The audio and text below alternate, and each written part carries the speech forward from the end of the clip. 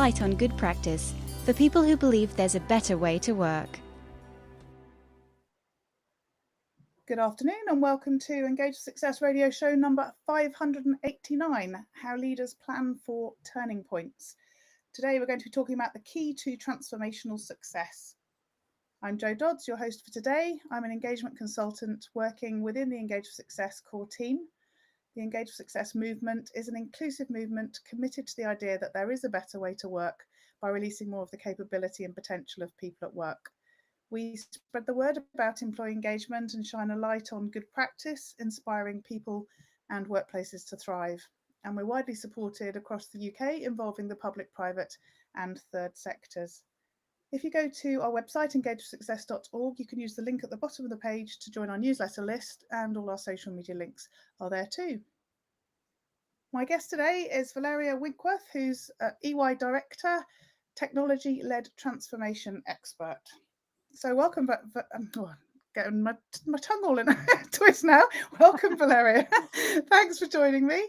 Perhaps we'll start by you introducing yourself and explaining what you do. Thank you so very much, Jo, and what a pleasure to be here today. Valeria Winkworth, as you said, I am a director at EY, and I'm part of our people consulting advisory practice. I do operate mostly in the major program transformation space, and as you said, that's specifically around all tech-enabled transformations and workplace transformations. And I have been a big ambassador of our Humans at the Center research from the very start. So it is a real pleasure and an honor to be here today with you to talk about it. Lovely, excellent. Well, you talked about Humans at the Center research. Well, what is it? Where did it come from? That's a very interesting question. One of the most common statistics around transformation is that despite of all investments, only 30 to 40% of transformations still succeed.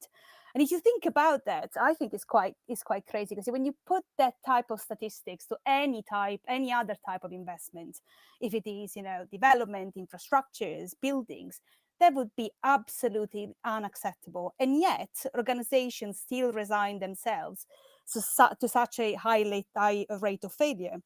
So I think that's really where this incredible collaboration between EY and University of Oxford Said Business School started. Because we launched the program together, a program of research into what are the actual factors that drive success or failure into a transformation.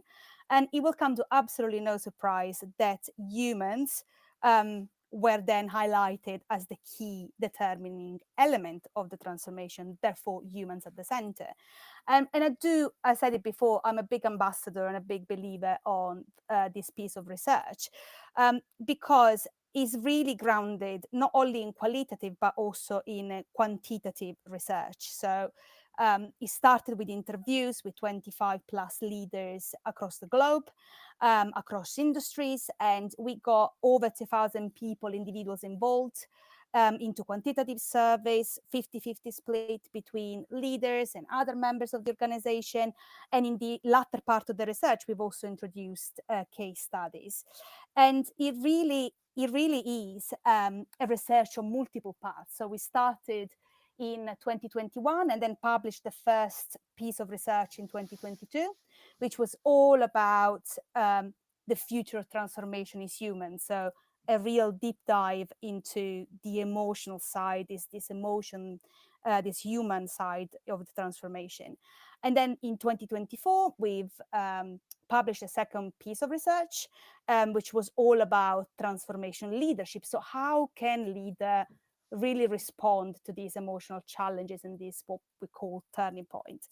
And I am delighted to say that there is a part 3 in progress as well, where we are scratching the surface even further to really try to understand what makes change stick. So quite exciting, I think. Yeah, sounds very much so. So let's sort of delve a bit more into what that sort of first bit of research sort of showed you. I mean, you said obviously, that it's around humans. It's the humans that make the difference when there is a sort of transformation project, which I would say most people probably on the face of it would have thought, that's true.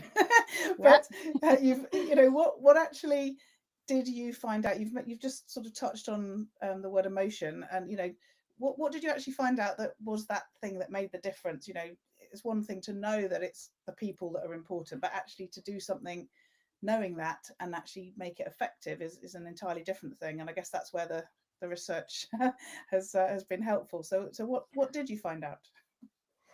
100%. And I think you absolutely hit the nail on the head there. At face value, it feels all very obvious, the humans and the emotion are so central. But really, the first part of the research uncovered, I suppose, with real numbers, that success or failure of transformation is deeply rooted in human behavior.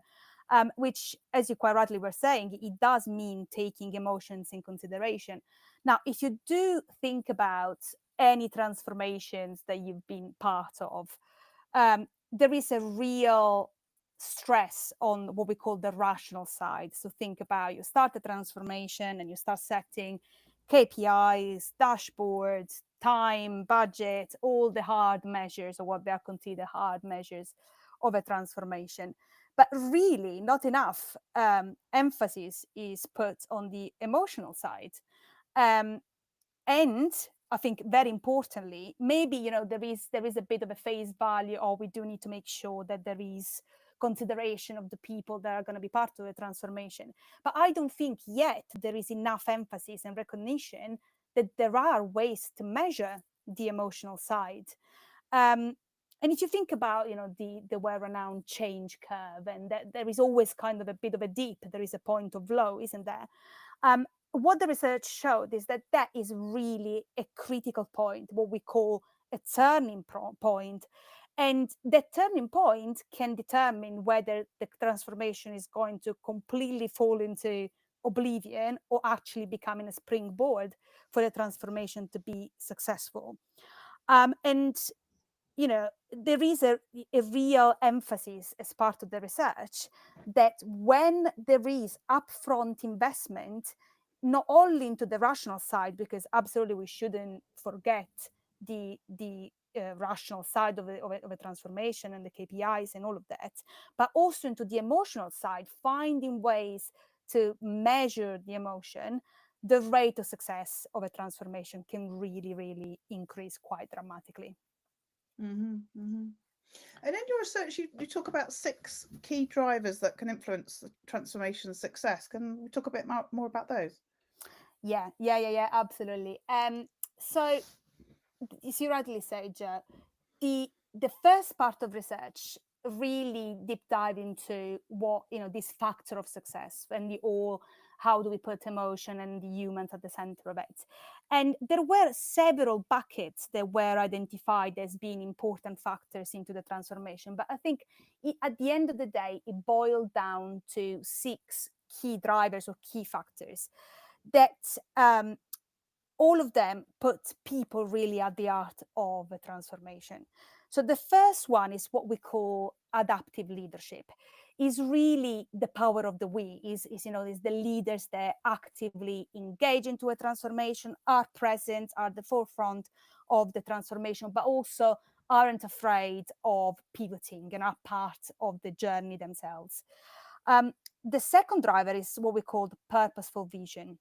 And I think it's a very common way to describe the North Star, knowing that there is a North Star and a purpose within a transformation, but really roots down to making sure that everybody understands the why. Why are we doing this? Why are we disrupting ourselves? Why are we changing the status quo? The third one is psychological safety. And this is really about putting measures in place so that all voices are heard, and there is a real culture of listening, open listening to all voices throughout the transformation. The fourth is my personal favorite, actually, and it's called discipline freedom. And it's this fantastic concept, I think, of empowering people that are part of the transformation to actually self-disrupt in order to progress. And it is almost like an invitation to experiment, fail, make mistake, learn from them and do it quick. in order to progress and springboard a transformation, which I think, is very linked to the psychological safety element, because you cannot do one without the others. Point 5 is what we call purposeful technology, which is obviously, using technology to make it real and make it quick, but interestingly, thinking tech as an aid to the transformation as opposed to the solution. And then finally, collaboration. So deliberate co-creation, making sure that transformation happens with people rather than to people. And the transfer, the research, the first part of research looked at each and every one of these buckets. And each of those, if taken in isolation, can be, as you probably can imagine, a big springboard for success.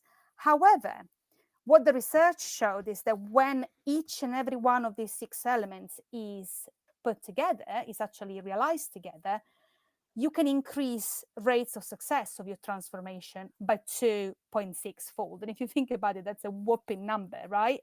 And what I think is actually interesting is, you might have picked on it, what we are talking about here really is a different way to think about leadership, right?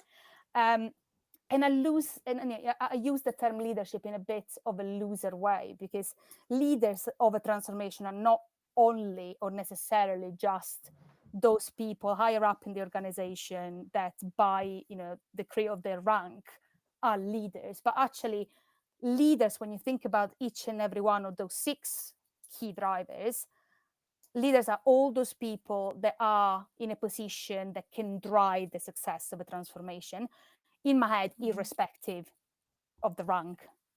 So yeah, big, already from the very, very beginning, from our first piece of research, a big emphasis on new ways of working and new type of leadership, I think.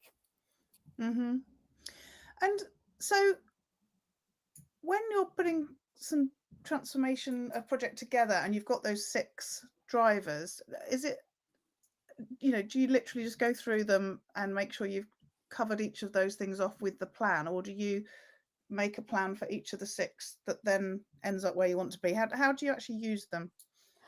So personally, I think, Joe, is more about how do you embed each and every one of those 6 elements from the beginning to the end. There is an element, I think, of, I was saying it before as well, that's absolute upfront investment, right? And upfront investment also means, without shade of the doubt, being actually able to engage the leaders of the transformation into what does each and every one of these 6 drivers mean in the context of this specific transformation of your specific organization, of the outcomes that you want to deliver. So I do actually like to start with a big leadership session to think about what does this look like in practice for you, for this change and going forward.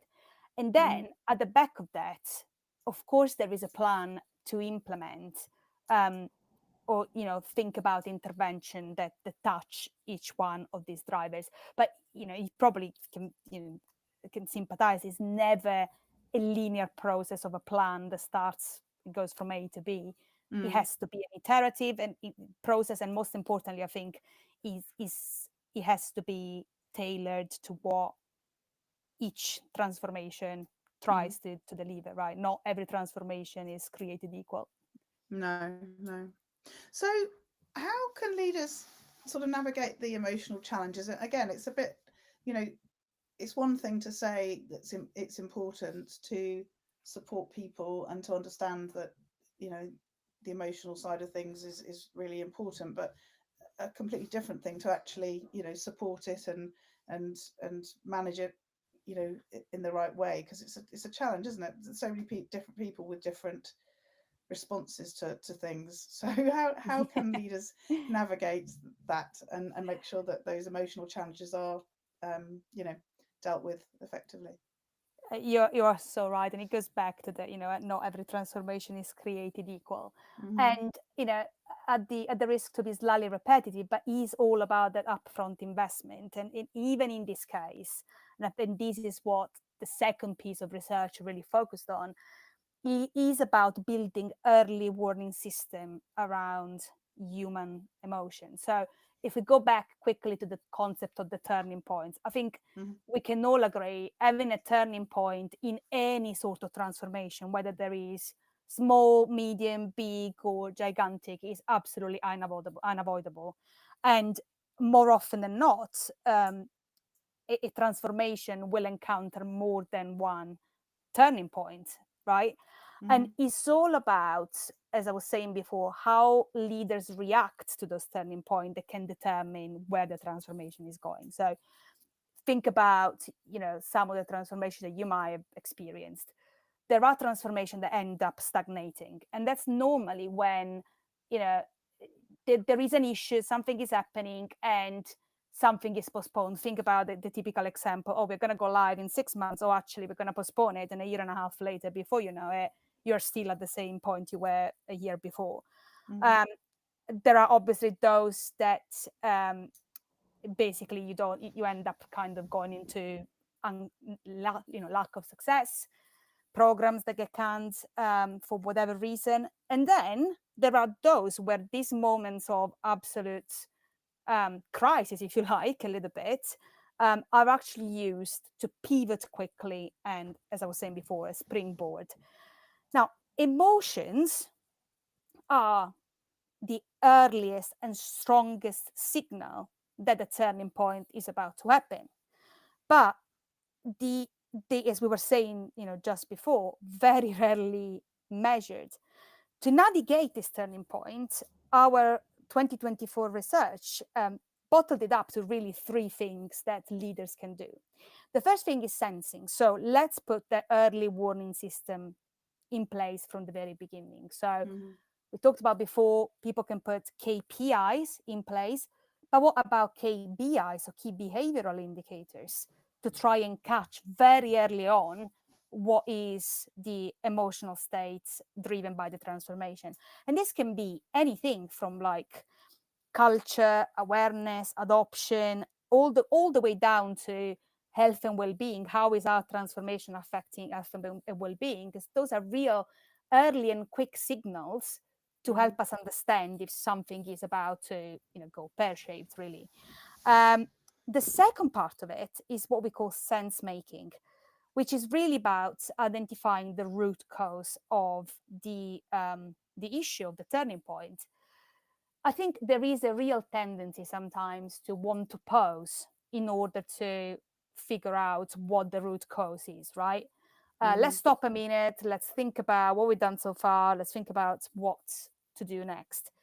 Actually, what the research showed, which I think is really interesting, is that sometimes co-creating a path forward as opposed to pausing is the quickest and most effective way to identify what the root cause is. And this goes back to me, to one of those 6 drivers, as I was saying before, the discipline, freedom. So let's empower people involved to trial, make mistake, learn quickly, and pivot as quickly as we did.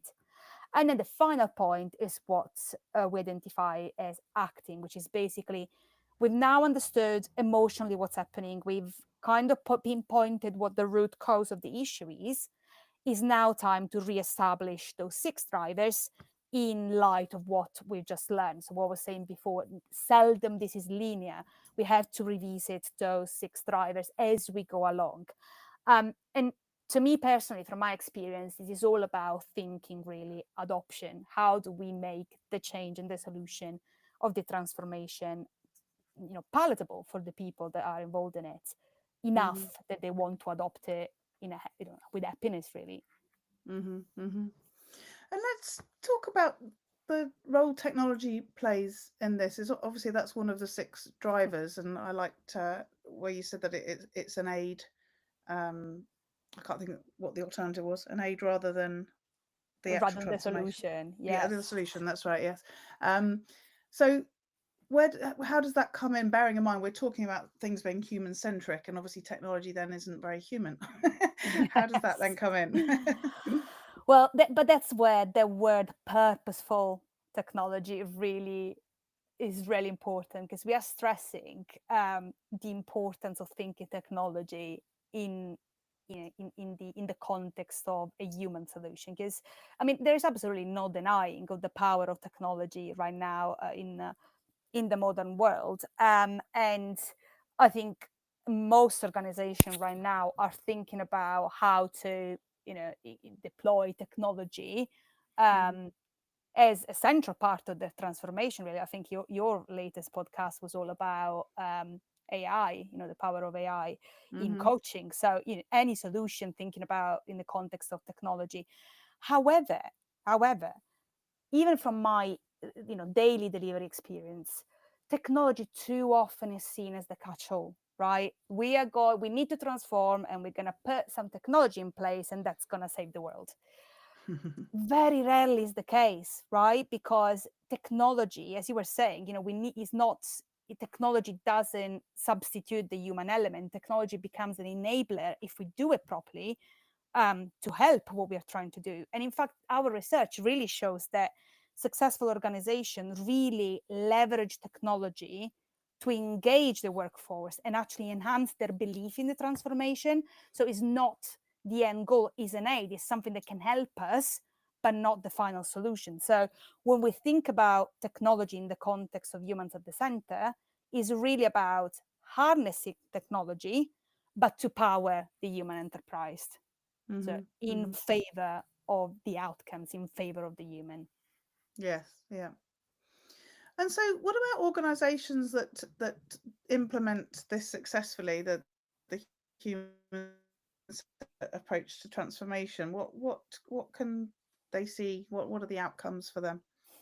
Well, I think the numbers from the research are really quite incredible and are really quite encouraging. So the research really shows that those organizations that put humans at the center of their transformation are 12 times more likely to overperform their KPIs, which I think is incredible, right?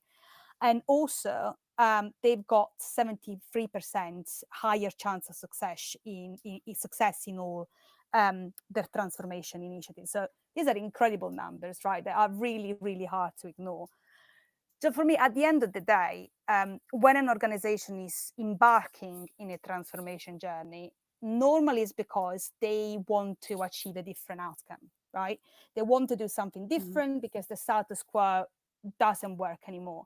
And this is always an investment, is a big investment. Whether the transformation is big or small, is still a very big investment in money, but also human capital within the organization.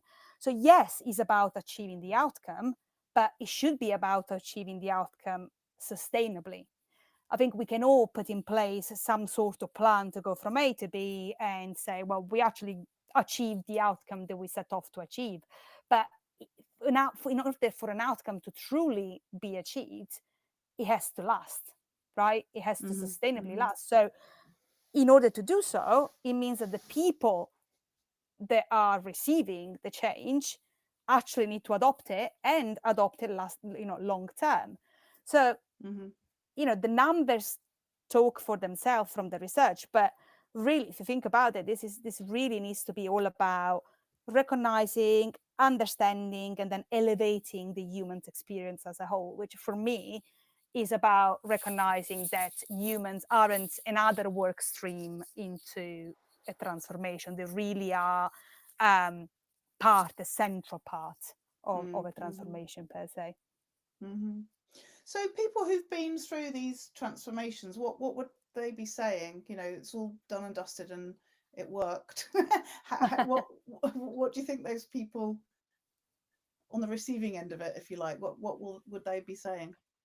Well, it's interesting you say that, because even if I think about some of these case studies, I think most of them, if you go and actually read some of the case studies of the research per se, the common denominator is it goes back to the why, it goes back to the original purpose. So when a transformation has been absolutely successful and humans have been put at the center and people have been part of the journey and they've co-created and experimented, there is a almost 100% feeling from the surveys that people knew why they were doing what they were doing, and they understand the purpose, and they can see the North Star, and they understand the why, and actually a real feeling that they've been part of the story, which, if you like, is again a massive emotional indicator at the end as much as it was at the start. Yeah. Lovely. Thank you so much for your time today, Valeria. It's been so interesting sort of delving into this, as we say, starting with, of course it's about humans, but actually what does that really mean? It's been really interesting to get, really detailed into what that really does mean, and how organisations can affect transformation in a different way. So thank you for joining me today. It was a pleasure. Thank you very much, Jo. And just let you know, next week Jo Moffat will be back, and she's talking to Brian Ranson, and weirdly they're talking about crafting human-led targeted internal communication. So there's another very human-focused topic next week. So they'll be back with you then. Engage for Success Radio, raising the profile of employee engagement and shining a light on good practice for people who believe there's a better way to work.